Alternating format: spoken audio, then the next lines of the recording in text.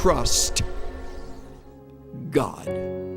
Two single-syllable words that you have heard forever, but you will discover as time passes how difficult they are to obey. Trust God. Of course, I have no way of knowing what the future holds for you. You may lose your home and everything in a fire. You may lose your spouse to an early disease, detected but not cured. You may lose your dreams, your hopes. You may lose a relationship that you have cultivated over the years. All losses are painful. And you will be brought back over and over again to the words of Proverbs chapter 3, verses 5 and 6. I know. You memorized them in Vacation Bible School or when you were growing up at the knee of a godly mother and or father, and your lips will move as I quote them. Trust in the Lord with all your heart, and lean not to your own understanding. In all your ways, acknowledge him, and he will make your paths straight. All your heart, all your ways, trust. Trust. Now, we have a problem with this because of several things. First of all, we are to blame self-sufficient. We have learned how to get ourselves out of jams rather than acknowledging the jam has very well been either directed or permitted by our sovereign God to teach us. And by not trusting him, we short-circuit the test and go our own way, getting ourselves out of our own mess. We're too self-sufficient. Another reason we fail this test is because we're too quick to call on others. We have a lot of very capable friends. As life unfolds and you leave this school and you're involved in your church, your work of ministry, your realm of responsibility, you'll meet other people. Many of them much smarter than you are. Most of them richer than you are. Better connected than you are.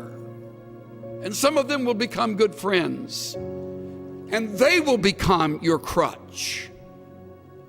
You'll trust them rather than the Lord your God, because they're right there and they have connections. And when you're up against it, they'll get you through it. Another reason we don't trust is because we feel distant from the God of heaven. Don't feel too guilty about that. So did Job, as godly as he was. And yet Job said, in the midst of all of the loss, though he slay me, I will trust in him. Though he take me off this earth, in the process, I leave trusting him. I will trust him. The fourth reason I would name is that we have cultivated the bad habit of worry. Many of you are much better at worrying than you are at trusting. If you were to put together a worry list, it would outrun your prayer list. And you're worried right now about something. Most likely, it's related to something about your schoolwork, some course, some class, some test, or maybe your finances. You don't have enough money. I'll give you a word of encouragement. You'll never have enough money. So you're worried now, you're getting good at it, so you can carry that with you when you graduate, because you won't have enough money then. So you're worried about that. And you do not trust God. See how practical it is? And if you think you're going to outgrow the problem, take it from this old guy today, you won't ever outgrow it. You'll never conquer worry. It's part of the flesh. You want to, but the only way you will get through it so that you will learn from the test is to trust. To trust. To put the worry on hold, to set it aside, deliberately shoving it away and saying, God, at this moment, I rest in you and you alone.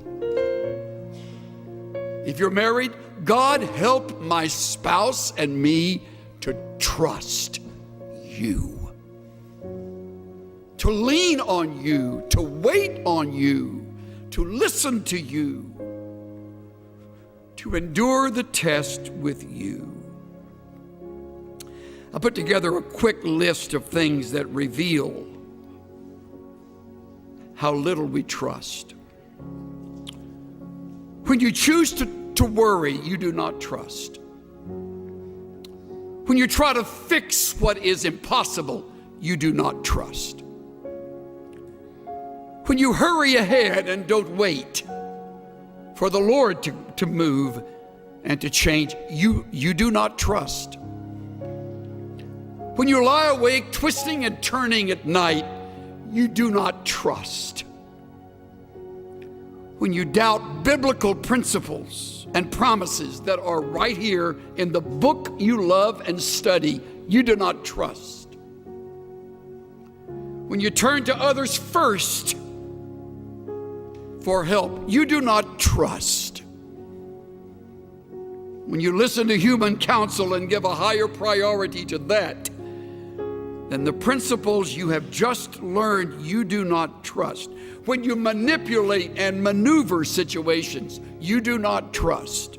When you step in and take charge without praying and being led by the Spirit of God, you do not trust.